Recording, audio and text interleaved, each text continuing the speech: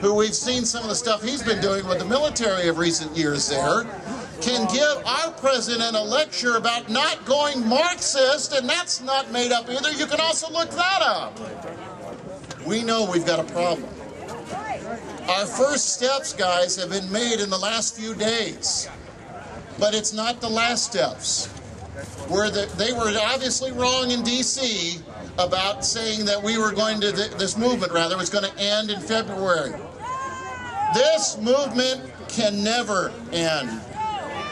And you've got to wake, every one of us have to wake up to that. I love that sign, support Israel. God bless you. Let me tell you something. This movement has to stay for the rest of your life and for your children and for everything. We've got to start waking up that getting involved has to be a lifestyle change. We can no longer sit and say it's somebody else's duty. You've got to ask yourselves, when is the last time I went to a local meeting? When is the last time I went to a candidate forum? When is the last time I showed up and contacted my congressman, senator, city councilman, county commissioner, what have you? We are seeing corruption from tiny little townships in Michigan all the way up to the presidency because we as a nation did not get involved. It starts now, but it can't end now. We've got to take that seriously. Too many people still, and we're all guilty of it. You think I haven't been? That's why I'm preaching it so hard, because I've been guilty of it myself and embarrassed about it. But too many of us have sat there and said, I don't have time.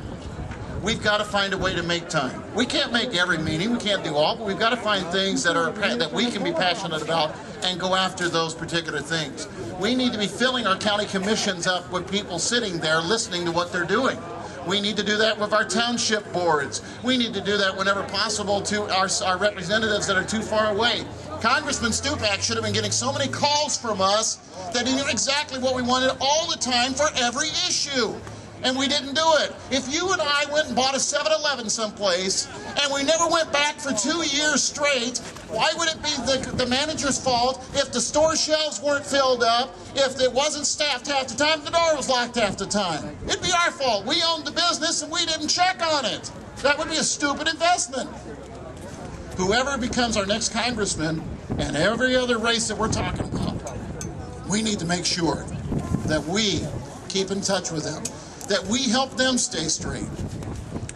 I think about a friend of mine who's a state senator in Missouri, and he started out as a city councilman. That's when I knew him, and I knew him as he grew through a county commissioner, state rep, and eventually a state senator. And he told me once, I'll leave you with this quick story. He told me, he said, Greg, you know, I never saw any corruption at the county level. And at his county, he may not have. He had a pretty good he had a reputation as a straight guy. So they may never have approached him with this.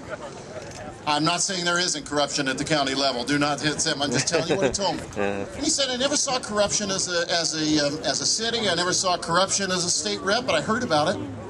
But he said, once I became a state senator, you wouldn't believe what started coming my way. He said, checks would start showing up at my office and my house. Money would start showing up under my door.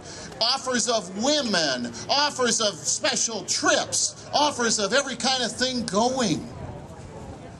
And he said, I don't know, and he told me at that time he didn't know if he was going to ever run beyond state senate, because he said, if it's already starting at this level, what's it going to be as I grow? You know what? We have to help everybody who's elected to stay straight. If they know we're watching and we're supporting them staying straight, it will make them easier to do so. People can stand up easier when they know someone's behind them. So when you elect the right people, stay with them and don't not contact them for a year or two at a time and only at the election box. Let's make a difference now. Let's make a difference tomorrow, and let's teach our kids to make a difference for the next generation. Because once this health care bill is dropped and repealed, we've got to make it happen in such a way that they never think about doing this again. So stand up. Stand up. Thanks for giving me a minute of your time, and God bless you all for coming so much. Keep it down.